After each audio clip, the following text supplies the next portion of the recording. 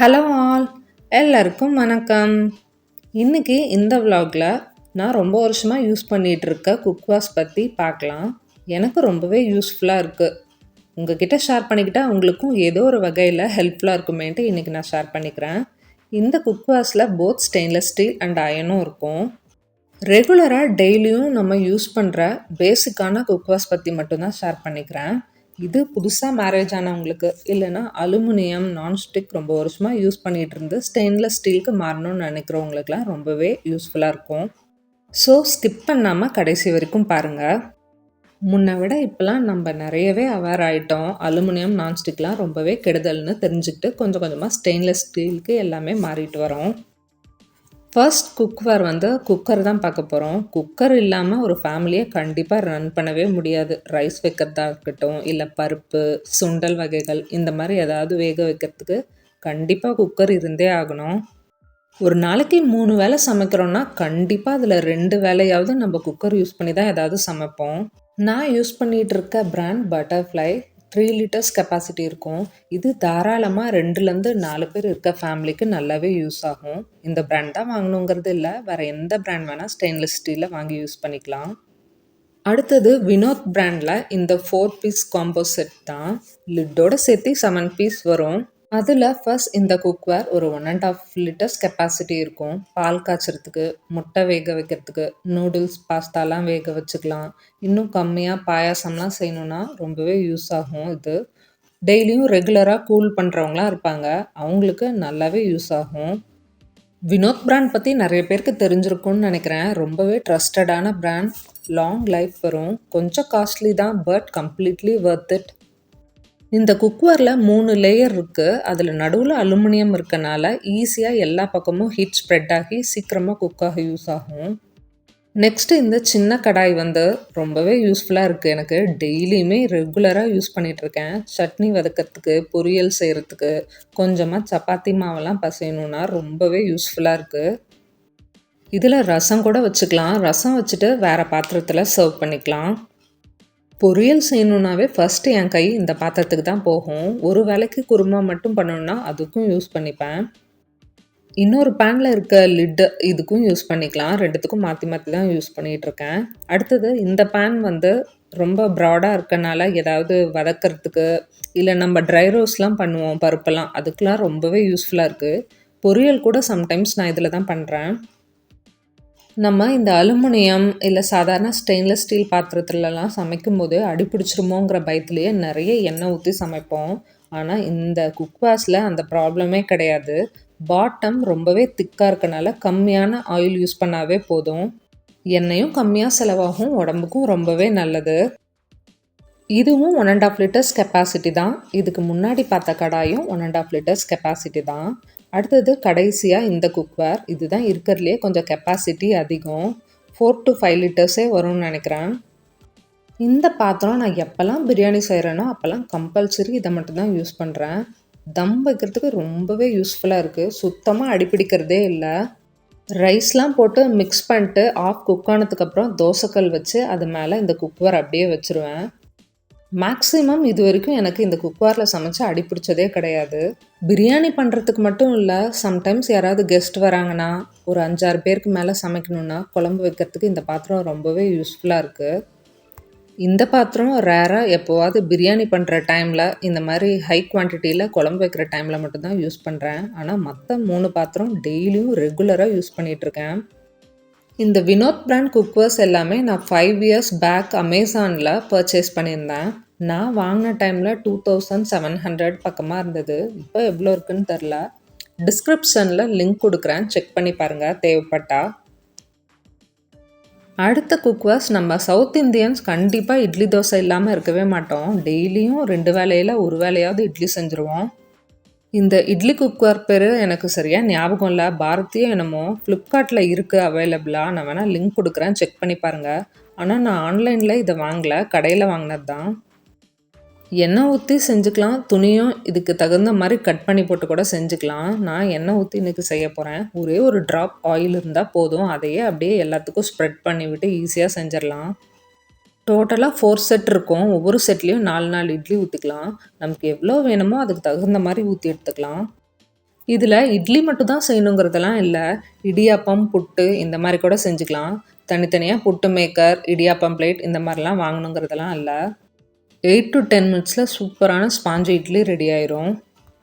கீழே தண்ணி வைக்கிற பாத்திரம் ரொம்பவே தின்னாக இருக்கும். அதனால அதில் குழம்பு அந்த மாதிரி வேறு எதுவும் செய்ய முடியாது.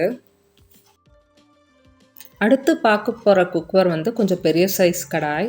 கண்டிப்பாக இட்லி தோசை மட்டும் செய்ய போகிறதில்ல, உப்புமா சேமியான்ட்டு எப்போவாவது செய்வோம். அந்த மாதிரி டைமில் இந்த பாத்திரம் ரொம்பவே யூஸ்ஃபுல்லாக இருக்கும். ஏன்னா சின்ன கடாயில் கண்டிப்பாக உப்புமா சேமியாலாம் வதக்கி செய்ய முடியாது.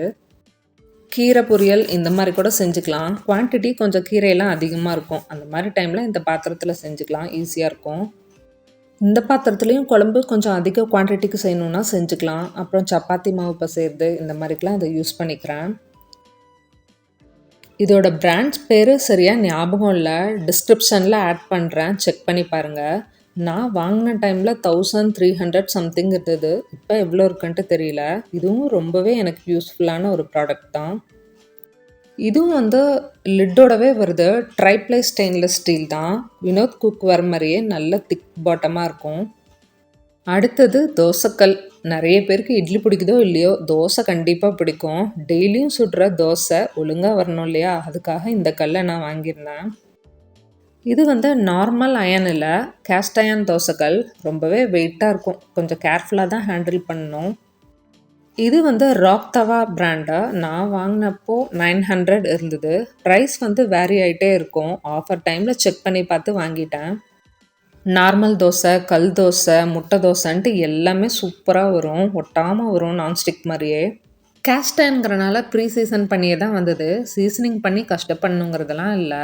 நல்லா வாஷ் பண்ணிட்டு வெங்காயம் போட்டு வதக்கிட்டு ஃபஸ்ட் தோசை சுடும்போதே சூப்பராக ஒட்டாமல் வரும். எல்லோரும் இதை ஃபேஸ் பண்ணியிருப்பீங்கன்னு நினைக்கிறேன். தோசை போட்டுட்டு சப்பாத்தி அதே கல்லில் போட்டால் வரவே வராது, ஒட்டிட்டு வரும். வெங்காயம்லாம் போட்டு வதக்கணும், ரொம்பவே டென்ஷன் ஆகும். முன்னெல்லாம் இந்த தோசைக்கல்லில் மட்டும்தான் தோசையும் போட்டுட்ருந்தேன், சப்பாத்தியும் போட்டுட்ருந்தேன். ரொம்பவே கஷ்டமாக இருக்கும், சம்டைம்ஸ் வரவே வராது. அதனால தான் இதுக்கு முன்னாடி பார்த்தா அந்த ராக் தவா தோசைக்கல் தோசைக்காக செப்பரேட்டாக வாங்கிட்டேன். இந்த தோசை தவா வந்து சப்பாத்தி போடுறதுக்கு ரொம்பவே யூஸ்ஃபுல்லாக இருக்குது. குழியாக இருக்கனால சப்பாத்திலாம் ஈவனாக ஸ்ப்ரெட் ஆகி நல்லா வேகும். இந்த மாதிரி மீன் ஃப்ரை பண்ணுறதுக்கு, ஆம்லெட், ஆஃப் பாயிலாம் ஈஸியாக போட்டு எடுத்துக்கலாம். நடுவில் குழியாக இருக்கனால ஆஃப் பாயிலாம் ரொம்பவே ஈஸியாக வரும். இது வந்து நார்மல் அயன் கல் தான், வெயிட்லாம் கம்மியாக தான் இருக்கும். அடுத்தது பணியாரக்கல். பணியாரம் வந்து மந்த்லி ஒன்ஸ் ஆர் ட்வைஸ் நான் கண்டிப்பாக செஞ்சுருவேன், ஆனியன்லாம் வதக்கி போட்டு. ரொம்பவே ஃபேவரெட் எங்களுக்கு. இது வந்து அந்த சப்பாத்தி தவா மாதிரியே நார்மல் அயன் தான், கேஸ்ட் அயன்லாம் இல்லை. சீசனிங் பண்ணும்போது கொஞ்சம் கஷ்டப்படணும், அதுக்கப்புறம் ரொம்பவே ஈஸியாக இருக்கும் யூஸ் பண்ணுறதுக்கு. அயனில் பாத்திரம் வாங்கி கொஞ்சம் கஷ்டப்பட்டு சீசனிங் பண்ணி யூஸ் பண்ணிப்பேன் அப்படிங்கிறவங்களுக்கு அயன் பேன் ரொம்பவே யூஸ்ஃபுல்லாக இருக்கும். பட் வந்து எனக்கு அதெல்லாம் கஷ்டம் அப்படின்னு ஃபீல் பண்ணுறவங்களுக்கு கேஸ்ட் அயனை ஈஸியாக போய்க்கலாம். அடுத்தது இந்த 5 seat copper set stainless steel பாத்திரம் தான். இது வந்து அமேசான், மீஷோ, ஃப்ளிப்கார்ட் எல்லாத்துலேயுமே கிடைக்கும். சர்ச்சில் போயிட்டு 5 piece copper bottom stainless steel vessels with பிளேட்ஸ்னு கொடுத்தாவே நிறைய பிராண்டில் வரும். இது நான் ஃப்ளிப்கார்ட்டில் தான் வாங்கியிருந்தேன்னு நினைக்கிறேன், எனக்கு சரியாக ஞாபகம் இல்லை ஃப்ளிப்கார்ட்டா மீஷோவான்ட்டு. பட் நல்லாவே யூஸ்ஃபுல்லாக இருக்குது, டெய்லியும் ரெகுலராக யூஸ் பண்ணிட்டுருக்கேன். சமைச்சதில் கண்டிப்பாக லெஃப்ட் ஓவர்ஸ்லாம் இருக்கும், அதெல்லாம் அந்த பெரிய பாத்திரத்துலேயே வச்சுருக்க முடியாது, இந்த குட்டி குட்டி பாத்திரத்துக்கு மாற்றி வச்சுருவேன். அடுத்தது வந்து இந்த குட்டியான க்யூட்டான ஸ்டெயின்லெஸ் ஸ்டீல் காப்பர் பாட்டம் தாளிப்பு கடாய். இது வந்து நான் ஆன்லைனில் வாங்கலை, பக்கத்தில் இருக்க பாத்திர கடையில் வாங்கியிருந்தேன். 120ன்னு நினைக்கிறேன். இதுவும் ரொம்பவே யூஸ்ஃபுல்லாக இருக்குது, ஏதாவது தாளிப்பு பண்ணுறதுக்கு. ஒருத்தருக்கு மட்டும் ஏதாவது சட்னி பண்ணணுன்னா அந்த டைமில் ரொம்பவே யூஸ்ஃபுல்லாக இருக்குது. சட்னிலாம் செஞ்சுட்டு வேறு பாத்திரத்துக்கு மாற்றணுங்கிறதெல்லாம் இல்லை, இதுவே குட்டியாக இருக்கனால இதுலேயே சர்வ் பண்ணிக்கலாம். சம்டைம்ஸ் நான் எண்ணெய் கம்மியாக யூஸ் பண்ணுங்கிறதுக்காக இதில் கம்மியாக எண்ணெய் ஊற்றி வடகம், அப்பளம்லாம் கூட பொரித்து பார்த்துருக்கேன், நல்லாவே வந்தது.